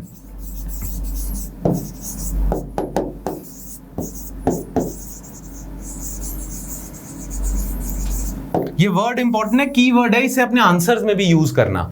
डिजिटल डीकपलिंग का मतलब जो डिजिटल स्पेस है ना इंडिया का और चाइना का, वो मर्ज्ड है। इंडियंस भी तो टिकटॉक यूज कर रहे हैं, ठीक है, इंडियंस भी बहुत सारी चाइनीज एप्स यूज कर रहे थे। डिजिटल डीकपलिंग का मतलब अब इंडियंस चाइनीज एप्स यूज नहीं करेंगे, तो चाइना का जो डिजिटल स्पेस है और इंडिया का डिजिटल स्पेस है, ये डीकपल या अलग हो गया। इंडिया ने तो रिसेंटली ये अनाउंस करा है कि अब हम ना डिजिटल डीकपलिंग पूरी तरह से, सिर्फ टिकटॉक नहीं, काफी मतलब पूरे तरीके से चाइना से डिजिटल डीकपलिंग कर लेंगे। क्यों? क्योंकि इनका रीजन इंडिया का नेशनल सिक्योरिटी का है कि क्योंकि डिजिटल डीकपलिंग नहीं थी, चाइना की एप्स इंडिया में थी, इससे चाइना अपनी एप्स के थ्रू इंडियंस का डेटा चुरा रहा था, स्टोर कर रहा था और एनालाइज कर रहा था, राइट। तो इसीलिए इंडिया समझता है कि चाइना से डिजिटल डीकपलिंग करना बहुत ज्यादा जरूरी है for national security purposes. For national security purposes, ठीक है, ये वर्ड याद रखना, डिजिटल डीकपलिंग। नाउ यूएसए भी इसी रास्ते पे चल गया, बट यूएसए का जो रास्ता है वो इंडिया से थोड़ा अलग है। यूएसए ने पता है क्या कहा है? यूएसए ने कहा है हम बाइट डांस को या टिकटॉक को बैन नहीं करेंगे। हम पता क्या कह रहे हैं? हम कह रहे हैं कि बाइट डांस को ना आप दो पार्ट्स में डिवाइड कर सकते हो। एक होगा ByteDance China, ByteDance company के चाइना में जो ऑपरेशंस चल रहे हैं, और एक होगा बाइट डांस इंटरनेशनल कि इसके पूरे वर्ल्ड में जो बाकी ऑपरेशंस चल रहे हैं, ठीक है। तो बाइट डांस को दो कंपनी में बांट दो, एक तो चाइना में चल रही है, एक बाकी दुनिया में चल रही है। यूएसए पता क्या कह रहा है? यूएसए कह रहा है, बाइट डांस ने ही सबसे पहले ऑफर करा था। बाइट डांस ने बोला था कि अगर आपको इतना ही डर है बाइट डांस और टिकटॉक से, तो बाइट डांस ने बोला था कि आप क्या करो, हमारी कंपनी के कुछ % शेयर ना किसी यूएस कंपनी को दे दो या ब्रिटिश कंपनी को दे दो, कम से कम वो ओन करेंगे, अगर ओनर होंगे बाइट डांस के चाहे 20% 30%, तो उनका मतलब उनके फियर सारे अले हो जाएंगे, उनको डर नहीं लगेगा ज्यादा। बट यूएसए पता है कह रहा है? यूएसए ने कह दिया कि बाइट डांस के जो इंटरनेशनल ऑपरेशंस है ना, वो सारे के सारे ट्रांसफर हो जाने चाहिए माइक्रोसॉफ्ट को। यूएसए ने बोला है कि बाइट डांस इंटरनेशनल को अब ओन करेगा माइक्रोसॉफ्ट। तो वो ये कह रहा है, उसने माइक्रोसॉफ्ट को बोल दिया है और इसने बाइट डांस को भी कम्युनिकेट कर दिया है कि हम टेक ओवर कर रहे हैं, Microsoft will take over international operations of ByteDance. हम बैन नहीं करेंगे, हम कंपनी आपकी ले जाएंगे, ठीक है, स्पेशली इंटरनेशनल। तो ये ज्यादा स्ट्रॉन्ग स्टेप है एक तरह से, ठीक है। प्लस यूएसए के माइक पॉम्पेयो, सेक्रेटरी ऑफ स्टेट, उन्होंने तो ये क्लियरली कह दिया है कि जो बाकी भी डिजिटल कंपनीज है ना, जैसे अमेजॉन, डिज्नी, एप्पल वगैरह, उनको भी ये ध्यान रखना है कि वो अमेरिकन पहले हैं, बाद में बड़ी कंपनीज है, उनको अपनी अमेरिकन आइडेंटिटी को स्ट्रांग रखना है। माइक्रोसॉफ्ट को भी अपनी अमेरिकन आइडेंटिटी को ताजा रखना है, ठीक है। अमेरिका फर्स्ट पॉलिसी उन कंपनीज को भी अपनानी पड़ेगी। तो यूएसए भी एक तरह से डिजिटल डीकपलिंग तो कर रहा है, इंडिया भी डिजिटल डीकपलिंग कर रहा है, बट यूएसए का तरीका अलग है। यूएसए कह रहा है हम माइक्रोसॉफ्ट से पूरा ओन करवा लेते हैं, हॉस्टाइल टेक ओवर कर लेंगे हम बाइट डांस के इंटरनेशनल ऑपरेशंस का, और यूएसए ने शुरू भी कर दिया है। प्लस यूएसए के माइक पॉम्पेयो ने एक और चीज बोली है, उन्होंने कहा है ये हमारा वन ऑफ स्टेप नहीं है, ये जस्ट फर्स्ट स्टेप है, अभी हम और आगे बढ़ेंगे, अभी हम और स्टेप्स लेंगे अगेंस्ट चाइनीज एप्स, ठीक है। तो ये तो सिर्फ एक हमारा तरीका है, हम और ऐसे स्टेप्स लेंगे जिससे हम चाइनीज एप्स को एक तरह से इंडिया, यूएसए और चाइना के डिजिटल स्पेस को डीकपल कर देंगे, ठीक है ना। बहुत सारे लोग ये सोच रहे हैं, सी राजा मोहन भी कहते हैं कि शायद डोनाल्ड ट्रंप की रेजिम ना इस साल इलेक्शन हार जाएगी। यूएसए में इलेक्शन है, क्योंकि पोल्स ये बता रहे हैं कि जो डोनाल्ड ट्रंप के राइवल है ना जो बाइडेन, वो जीत सकते हैं ना। सोचा ये जा रहा है कि अगर जो बाइडेन पावर में आ जाते हैं डोनाल्ड ट्रंप के बाद, तो क्या वो भी इतने एग्रेसिव होंगे अगेंस्ट डिजिटल डीकपलिंग? तो लोग ये मानते हैं कि ना इसमें बायपार्टिजन कंसेंसस है, बोथ डेमोक्रेट्स एंड रिपब्लिकन्स, जो दोनों पार्टीज हैं, they view China as a strategic rival. तो अगर जो बाइडेन आ भी जाते हैं तो वो भी प्रो चाइना स्टैंड्स नहीं ले लेंगे, वो भी डिजिटल डीकपलिंग की तरफ ही रहेंगे, बिकॉज यूएसए के जितने भी, जैसे कहते हैं यूएसए की डीप स्टेट, बट यूएसए के जितने भी ये ऑफिसर्स हैं और जितने भी ये मेन लोग हैं ना जो यूएसए चला रहे हैं, अंडर दीज पॉलिटिकल फिगर्स, वो सारे एंटी चाइना है। तो कोई भी पॉलिटिकल लीडर आ जाए, there is a bipartisan consensus that China is a strategic rival and digital decoupling is important for national security for even America also, right. तो ये ओवरऑल बता रहे हैं कि इस कंपनी को लेके देख लो जियोपॉलिटिकल कैसी चीजें चल रही हैं। तो ये दो इंपॉर्टेंट आर्टिकल्स थे, ऑलराइट। अब हम आ जाते हैं इंडिया पाकिस्तान इश्यूज पे। नाउ इंडिया पाकिस्तान इश्यूज में ना जो आर्टिकल्स आए हैं वो दो इशू को कवर करते हैं। एक तो ना गुजरात के कोस्ट से, गुजरात जो इंडिया में है और सिंध जो पाकिस्तान में एरिया है, उनके कोस्ट से ना फिशरमैन्स चले जाते हैं फिशिंग का वगैरह करने। तो कई बार उन्हें पता नहीं चलता, वो मैरीटाइम बाउंड्री क्रॉस कर लेते हैं और जो एनिमी कंट्री है, ओपोजिंग कंट्री है, उनके जो पेट्रोल गार्ड्स होते हैं, कोस्ट गार्ड होते हैं, वो अरेस्ट कर देते हैं। तो ऐसे ही बहुत सारे पाकिस्तानी फिशरमैन इंडिया की जेल में और इंडियन फिशरमैन पाकिस्तानी जेल में, राइट। तो एक तो ये फिशरमैन इशू है, फिशरमैन इशू जो ब्रीफ में हम देखेंगे।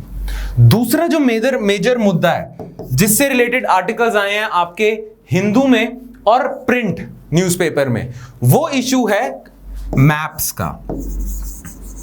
जैसा कि आपको याद होगा कि पिछले साल नवंबर में इंडिया ने मैप रिलीज करा था जिसमें इंडिया ने दिखाया था कि जो पीओके की टेरिटरी है वो इंडिया का पार्ट है।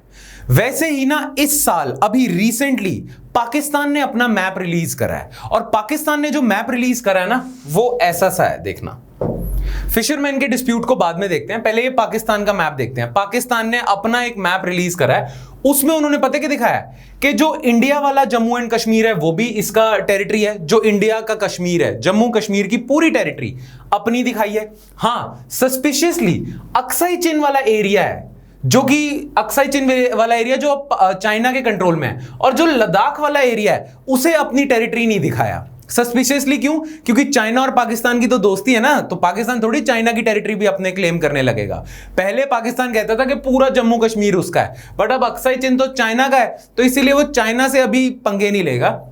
जो इंडिया की टेरिटरी है और जो उसके पास टेरिटरी है उसको उसने पूरा का पूरा दिखा दिया अपनी टेरिटरी। प्लस इधर जो सियाचिन ग्लेशियर है जो इंडिया अभी कंट्रोल करता है वो अपनी टेरिटरी में दिखा दिया।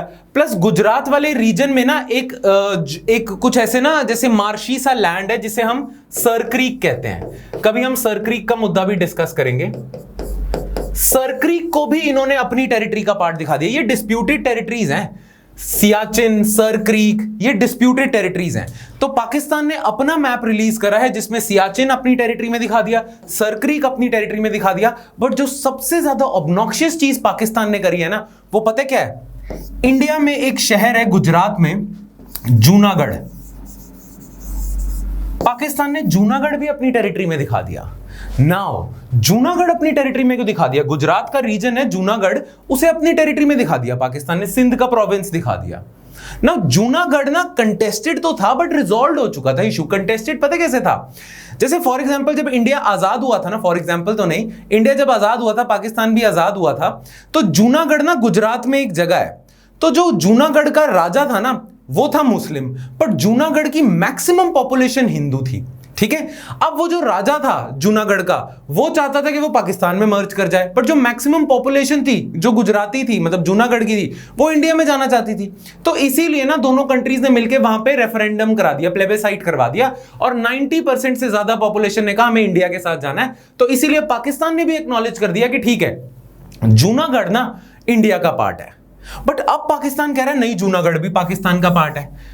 मे बी क्यों पाकिस्तान ऐसा कर रहा है? मे बी पाकिस्तान ना ये सिग्नल देना चाहता है कि जो कश्मीर का है ना उसकी मेजॉरिटी पॉपुलेशन मुस्लिम थी पर राजा हिंदू था। जूनागढ़ में ऑपोजिट था।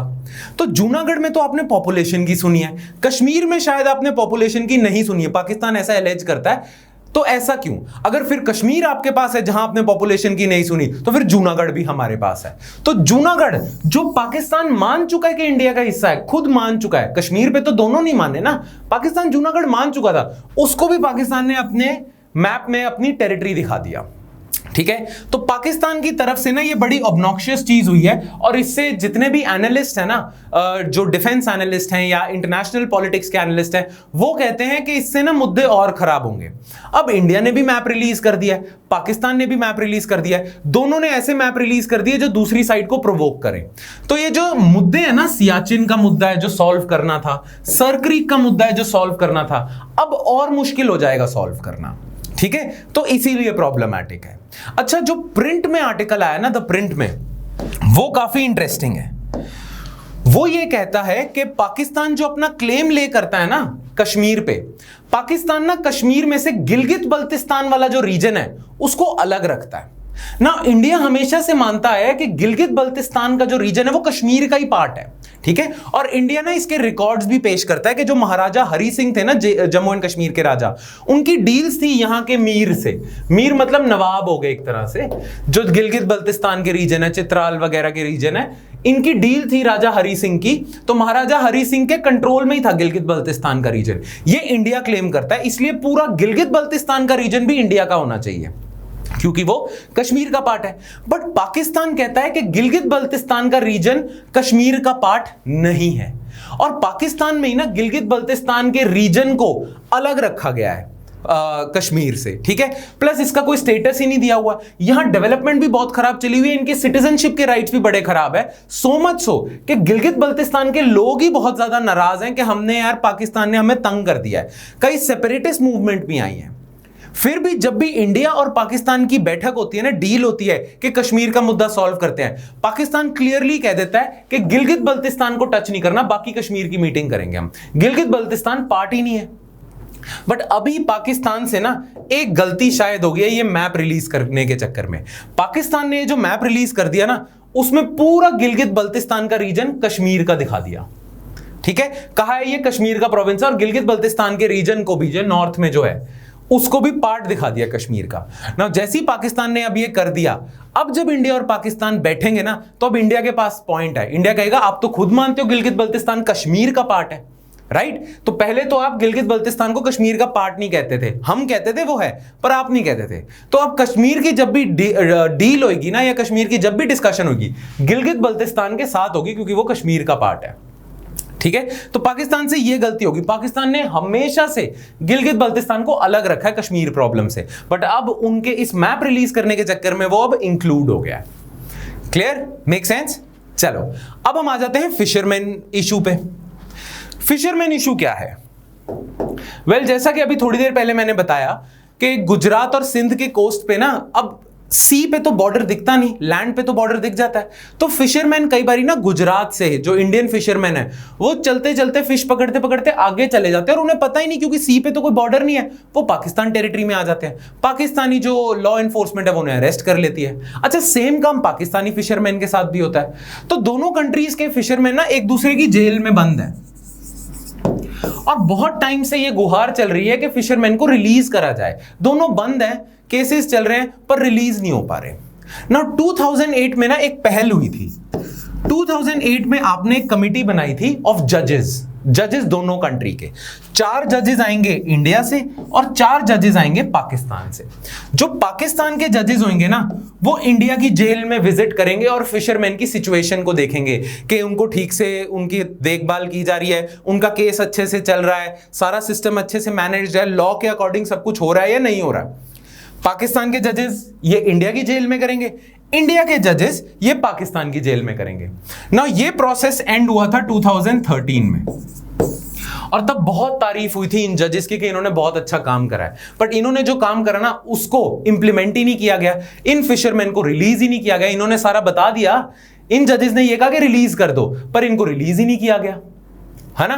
तो इन्होंने जो काम करा उस पर कुछ एक्शन ही नहीं हुआ। फिर इस प्रोसेस के 5 साल बाद ना दोबारा से रिवाइवल आया कि फिर से सेम प्रोसेस करते हैं। इंडिया ने अपनी तरफ से 4 जजेस को अपॉइंट कर दिया कि हम फिर से वही चीज करते हैं। पाकिस्तान ने अभी तक 4 जजेस को अपॉइंट ही नहीं करा। अब पाकिस्तान जब तक 4 जजेस को अपॉइंट नहीं करेगा तब तक ये प्रोसेस नहीं चलेगा और फिशरमैन फंसे रहेंगे। ठीक है। तो ये फिशरमैन बेचारे हैं ना, ये गरीब घर से आते हैं, इनकी बोट्स भी ले जाते हैं, जब जेल में चले गए इनकी बोट्स भी ले गए, अब बोट्स ही इनका लाइवलीहुड है। तो ये फिशरमैन बेचारे गरीब हैं, इन पे काफी ज्यादा प्रॉब्लम्स हो रही है। तो इन दोनों कंट्रीज को ना, इस आर्टिकल में लिखा है, इन दोनों कंट्रीज को बायलैटरली ये मुद्दा जो इजी है, कश्मीर का मुद्दा तो कॉम्प्लिकेटेड है, बट ये मुद्दा तो इजी है, दोनों कंट्रीज एक दूसरे का रिलीज करना चाहते हैं फिशरमैन, तो ये मुद्दा जल्दी सॉल्व करें, बिकॉज ये बेचारी जो कम्युनिटीज है, फिशिंग कम्युनिटीज ऑलरेडी गरीब है, इन्हें और ना सफर करना पड़े। ऑलराइट, तो इसके साथ हमारा खत्म होता है थर्ड इशू। अब हम आ जाते हैं अपने लास्ट टॉपिक पे, जिसका नाम है the issue of nuclear proliferation. अभी हुआ क्या है कि अगस्त 6 को ना, ये जो अगस्त 6 गया है, 6th of August, 75 years complete हुए हैं जब पहली बारी बॉम्ब ड्रॉप किया गया था ऑन हिरोशिमा एंड नागासाकी। जैसा कि आप जानते हो कि न्यूक्लियर वेपन सिर्फ एक ही बारी यूज करा है, एक्चुअली 2 बारी यूज करा है यूएसए ने जापान पे, हिरोशिमा और नागासाकी पे। हिरोशिमा पे जो बॉम्ब ड्रॉप हुआ था उसका नाम था लिटिल बॉय, और नागासाकी पे जो बॉम्ब ड्रॉप हुआ था उसका नाम था fat man. Little boy and fat man जब ड्रॉप करे थे, तब से लेके अब अगस्त 6 को 75 ईयर्स हुए हैं। तो इस 75th एनिवर्सरी पे ये जो बॉम्ब्स ड्रॉप हुए हैं हिरोशिमा और नागासाकी पे, इस 75th एनिवर्सरी पे ना बहुत सारे आर्टिकल्स आए हैं, हिंदू में भी आए हैं, इंडियन एक्सप्रेस में भी आए हैं। हम हिंदू के आर्टिकल्स पे फोकस करेंगे। नाउ इस 75th एनिवर्सरी पे ना जिन लोगों ने आर्टिकल्स लिखे हैं, वो लोग पता क्या कहना चाह रहे हैं? वो लोग ये कहना चाह रहे हैं कि एक बारी ना हमें सबको रुक के और दोबारा से डिस्कशन में लाना चाहिए न्यूक्लियर वेपन्स के रिस्क को। न्यूक्लियर वेपन्स के जो रिस्क है ना, हम अभी तक सीरियसली उसे एनालाइज नहीं कर रहे, पब्लिक डिस्कोर्स में उसे लेके नहीं आ रहे। न्यूक्लियर वेपन से एसोसिएटेड बहुत ज्यादा रिस्क हैं, और जब बॉम्ब ड्रॉप हुआ था ना लिटिल बॉय और फैट मैन, ये 1945 में हुआ था, तब से लेके आज तक तो बहुत ही मैसिव लेवल के बॉम्ब्स बन चुके हैं। ठीक है, तो लिटिल बॉय और फैटमैन ने अगर इतनी मैसिव लेवल की डिस्ट्रक्शन करी थी, तो सोचो आज के जो न्यूक्लियर वेपन्स हैं वो कितनी डिस्ट्रक्शन कर सकते हैं।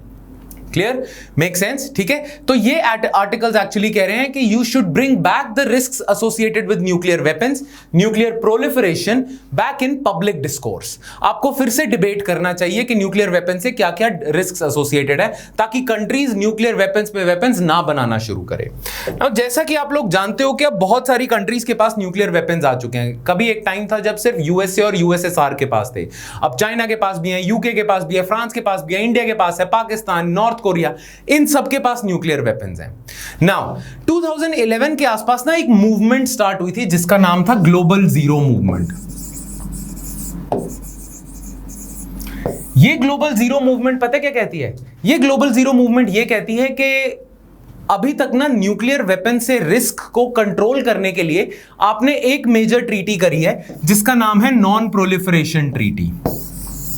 ठीक है, न्यूक्लियर वेपन से जो नुकसान हो सकता है उसको कंटेन करने के लिए आपकी है नॉन प्रोलिफरेशन ट्रीटी। उस ट्रीटी में क्या है कि जो 5 सिक्योरिटी काउंसिल के मेंबर्स हैं ना, चाइना तक, ठीक है, इनके पास तो राइट है न्यूक्लियर वेपन्स का, पर बाकी किसी कंट्री के पास राइट नहीं है। तो इंडिया के पास जो न्यूक्लियर वेपन्स है, नॉर्थ कोरिया के पास है, पाकिस्तान के पास हैं, कई लोग कहते हैं इजराइल के पास भी है, इजराइल क्लेम नहीं करता।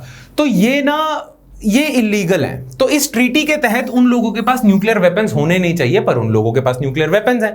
पर इस ट्रीटी में भी अलाउड है कि वो जो 5P5 हैं, USA, Russia, China, UK, France, इनको न्यूक्लियर वेपन्स अलाउड है। ये एनपीटी में कहा था। नो 2011 में जो ग्लोबल जीरो मूवमेंट आई थी ना, उसने कहा था कि आप न्यूक्लियर वेपन्स कम करने के लिए कोशिश मत करो, आप न्यूक्लियर वेपन्स खत्म ही कर दो from the face of this planet. Nuclear weapons होने नहीं चाहिए, ना यूएसए के पास, ना यूएसएसआर के पास, किसी के पास नहीं होने चाहिए। उनका यह कहना पता है कि क्यों था? वो कहते हैं कि किसी भी कंट्री के पास अगर एक भी न्यूक्लियर वेपन है ना, तो भी बहुत ज्यादा रिस्क हैं। अब क्या रिस्क हैं? वो क्या रिस्क के बारे में बात कर रहे हैं ये आर्टिकल्स कि न्यूक्लियर वेपन्स जितनी कंट्रीज के पास होंगे उतने ज्यादा रिस्क होंगे। एक तो रिस्क है एक्सीडेंट का। एक्सीडेंट मतलब इंडिया मान लो न्यूक्लियर वेपन डेवलप करता है, इंडिया उसे टेस्ट भी करके देखता है, बिलो ग्राउंड या अबव ग्राउंड या ओशन में टेस्ट भी करके देखता है। मान लो कुछ ऐसा वैसा एक्सीडेंट हो जाए तो आसपास की सिविलियन पॉपुलेशन भी हर्ट हो जाएगी। एक तो ये एक्सीडेंट है जब टेस्ट करके देखते हो, ठीक है। दूसरा एक्सीडेंट क्या हो सकता है? मान लो इंडिया के पास ना 100 न्यूक्लियर वेपन्स पड़े हुए हैं, ठीक है। अब मान लो कोई जो 100 न्यूक्लियर वेपन्स है ना, उनका कोई अच्छे से ख्याल नहीं रख रहा, और उस साइट पे जहां पे ये न्यूक्लियर वेपन्स रखे हुए हैं वहां पे कोई एक्सीडेंट हो जाता है, कोई ब्लास्ट हो जाता है, जैसे बेरूत में हुआ था अभी अमोनियम नाइट्रेट वाला, मान लो वो वगैरह ब्लास्ट हो जाता है। डोंट यू थिंक वो पूरा का पूरा एरिया न्यूक्लियर वेपन से एक्सप्लोड हो जाएगा और वो एक्सीडेंट हो जाएगा? और ऐसा नहीं है न्यूक्लियर एक्सीडेंट होते नहीं है, जब आप न्यूक्लियर वेपन्स डेवलप कर रहे हो तब भी एक्सीडेंट होते हैं, जब आप न्यूक्लियर फ्यूल बना रहे हो तब भी एक्सीडेंट होते हैं, और हुए हैं एक्सीडेंट। 3 माइल आइलैंड में एक्सीडेंट हुए हैं जो आपका था यूएसए में, ठीक है। चेरनोबिल का एक्सीडेंट हुआ है, फुकुशिमा का न्यूक्लियर एक्सीडेंट हुआ है, जबकि फुकुशिमा में तो इलेक्ट्रिसिटी प्रोड्यूस कर रहे थे, वेपन भी नहीं बना रहे थे, ठीक है। तो ये जो न्यूक्लियर फ्यूल है ना, बड़ा डेंजरस है, इसको केयर के साथ देखना पड़ता है, इसके साथ बहुत एक्सीडेंट्स हो सकते हैं। चेरनोबिल में तो हुआ ही था, बड़ा फेमस, यूक्रेन में, ठीक है। 3 माइल आइलैंड में हुआ था, और बहुत सारे एक्सीडेंट्स हुए हैं। तो एक तो एक्सीडेंट है जिससे बहुत डिजास्टर हो सकता है तगड़ा। दूसरा, जब आप न्यूक्लियर वेपन टेस्ट करते हो ना, तो एनवायरमेंटल डैमेज भी तो होता है, आसपास के एनवायरमेंट में रेडिएशन फैल जाती है, और आसपास की जितनी भी बायोडाइवर्सिटी है, जानवर हैं, ट्रीज हैं, वो सारे तहस नहस हो जाते हैं, तो एनवायरमेंटल डैमेज भी होता है, ठीक है। पर जो सबसे बड़ा रिस्क है ना, वो पता है क्या है? Use of these weapons. मान लो कल को पाकिस्तान सोचता है कि यार इंडिया को अगर सबक सिखाना है तो इंडिया पे न्यूक्लियर वेपन गिराना ही पड़ेगा, और पाकिस्तान इंडिया पे न्यूक्लियर वेपन गिरा देता है, ठीक है। तो क्या होगा? इंडिया भी रिटेलिएट करेगा। अब इंडिया की एक जगह पे मान लो उन्होंने पंजाब में न्यूक्लियर वेपन गिरा दिया, तो इंडिया भी गिराएगा न्यूक्लियर वेपन, ठीक है। और फिर दोनों कंट्रीज, इंडिया और पाकिस्तान, दोनों डिस्ट्रॉय हो जाएंगी, और आसपास की सिविलियन पॉपुलेशन बहुत बुरे हाल हो जाएंगे। सबसे बड़ा रिस्क ये है कि कहीं किसी कंट्री की पॉलिटिकल लीडरशिप ये डिसाइड कर ले कि हम न्यूक्लियर वेपन यूज कर लेते हैं, तो कितनी प्रॉब्लम हो जाएगी। नॉर्थ कोरिया का जो किम जोंग उन है, वो तो आए दिन थ्रेटन करता रहता है कि मैं न्यूक्लियर वेपन यूज करूंगा। Make sense?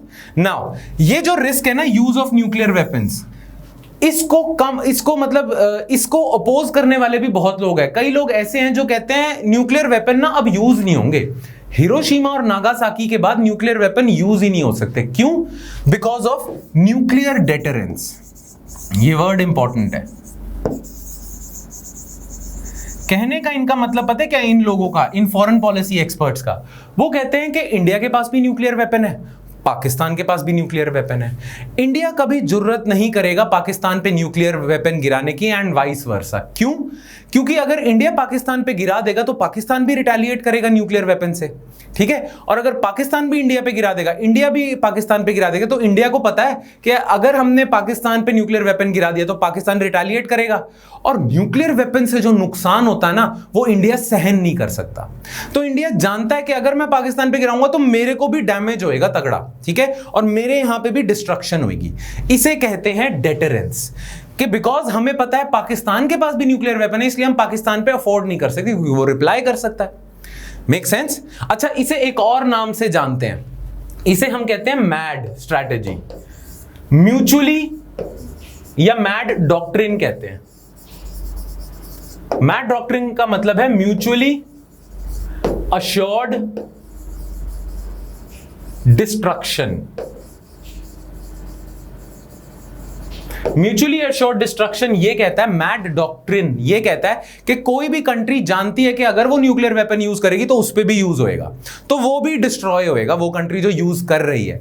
इसीलिए हर कंट्री को पता है कि यार यूज करना ठीक नहीं है, अपने पास रखना है पर यूज करना ठीक नहीं है, तो इसीलिए ये न्यूक्लियर डेटरेंस का काम करता है, इसलिए कंट्रीज एक दूसरे पे यूज नहीं कर रही ना। बंदा ये सोचता है, आप ये सोच रहे होगे कि कंट्रीज ना इसीलिए रुकी हुई हैं कि यार वो ना, उन्हें पता है कि उन पे भी अटैक हो सकता है, इसलिए वो यूज नहीं कर रही, राइट? Make sense? बट जो लोग अगेंस्ट न्यूक्लियर वेपन्स है ना, वो लोग ये कहते हैं कि इसका कोई ना खास फर्क नहीं पड़ता। अगर कोई सिरफिरा लीडर आ जाए, किम जोंग उन टाइप जैसा, कोई भी सिरफिरा या कोई भी ऐसा लीडर आ जाए जो सुसाइडल थॉट्स वाला हो, वो यूज कर दे, मान लो, ठीक है, एक बार यूज कर दे, तो बाकी कंट्रीज भी उस पर यूज कर देंगी, तो ऐसे न्यूक्लियर वॉर छिड़ सकता है, जिसे हम कहते हैं न्यूक्लियर आर्मागेडन। और अगर न्यूक्लियर वॉर हो गया किसी दो कंट्री में, तो पूरी अर्थ को नुकसान हो सकता है, इतनी डिस्ट्रक्शन कॉज करता है न्यूक्लियर वेपन। तो ये भी ना कोई ठीक ठाक डेटरेंस नहीं है, मैड डॉक्ट्रिन भी ठीक ठाक है नहीं है। कंट्रीज के पास, अगर कंट्रीज को अगर पता ही है कि यार मैं न्यूक्लियर वेपन यूज नहीं कर सकता, ठीक है, क्यों? क्योंकि मैं भी डिस्ट्रॉय होऊंगा। अगर कंट्रीज को पता है मैड डॉक्ट्रिन के बारे में, तो कंट्रीज ने न्यूक्लियर वेपन रखे ही क्यों है? अगर कंट्रीज जानती हैं कि मैं इसलिए नहीं यूज करूंगा क्योंकि मेरे पे भी यूज हो जाएंगे, इसलिए मैं यूज ही नहीं करूंगा, तो ये न्यूक्लियर स्टॉक पाइल आपका तो वेस्ट जा रहा है। तो कंट्रीज ने रखे क्यों हैं? वेल, इसका आंसर ये है कि कंट्रीज ने इसलिए रखे हैं कि बाकी कंट्रीज उस पर ना चला दें, बाकी कंट्रीज भी मैड के उससे डरे रहें। बट जब सारी कंट्रीज को यह पता है कि चलाना ठीक नहीं है, खुद भी डिस्ट्रॉय होंगे, तो ये सारी कंट्रीज मिलके क्यों नहीं न्यूक्लियर स्टॉक पाइल कम कर रही है अपना, या क्यों नहीं ग्लोबल जीरो मूवमेंट की तरफ जा रही? क्योंकि रिस्क बहुत ज्यादा है, एक्सीडेंट का रिस्क तो बहुत ज्यादा है, पर यूज ऑफ वेपन्स का रिस्क भी बहुत ज्यादा है। और ये यूज ऑफ वेपन का रिस्क हमें क्यूबन मिसाइल क्राइसिस में दिख ही गया था। ठीक है, जब ऑलमोस्ट यूएसए और यूएसएसआर एक दूसरे पे न्यूक्लियर वेपन चलाने वाले थे। ठीक है, ये 1963 में क्यूबन मिसाइल क्राइसिस में ही आपको दिख गया था। ठीक है, तो वैसी सिचुएशन अभी भी आ सकती है। इसीलिए you should seriously discuss and debate the utility of nuclear weapons in this day and age. ठीक है, because there are a lot of risks associated with possessing these weapons. Clear? तो ये चीज थी न्यूक्लियर वेपन से related. एक बार आप articles ये भी देख लेना, वरना नोट्स तो पढ़ ही लेना जो आपको मिलेंगे। Alright, so that's it from my side guys. I hope you like the lecture, and if you have any doubts, then please write those doubts in the comment section below. I'll see you next time with more stuff. Thank you.